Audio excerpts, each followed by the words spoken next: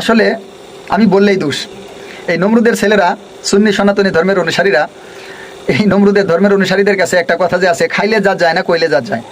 দেখেন এই যে লোকটা, সেই সুন্নি সনাতনী ধর্মের গাউসুল আজম, পীরে কামেল, তারপরে এই কি বলা যায়, বর্তমান জামানার শ্রেষ্ঠ মৌলভী, একদম মুজাদ্দিদে জামান, এরকমই এরা মনে করে।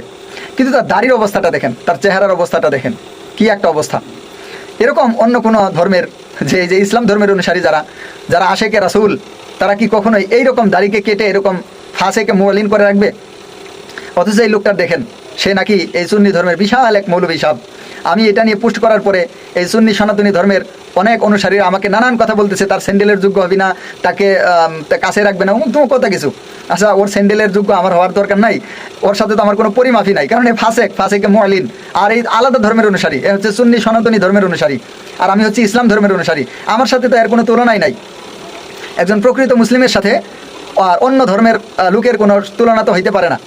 তো এখন এই লোকটার এই একটা অবস্থা দেখেন, এইভাবে দাড়ি কাটা, এরকম লোকের পিছনে একটা করা মাকরুহে তাহরিমা, করতে থাকা হারাম, এবং এক মুষ্টি পরিমাণ দাড়ি রাখা ওয়াজিব। এর মধ্যে যদি কোনো ব্যক্তি কাটে তাহলে সে ফাসেক, আর ফাসেকে মোয়ালিন, এটা প্রকাশ্য ফাসেক। তো এটাকে আমি ভুল বলেছি? নমরুদের সন্তানেরা নানান কিছু বলতেছে। আশেকে রাসূলের কি এই অবস্থা হবে? আশেকে রাসূল কাকে বলে নমরুদের ছেলেরা কি জানে?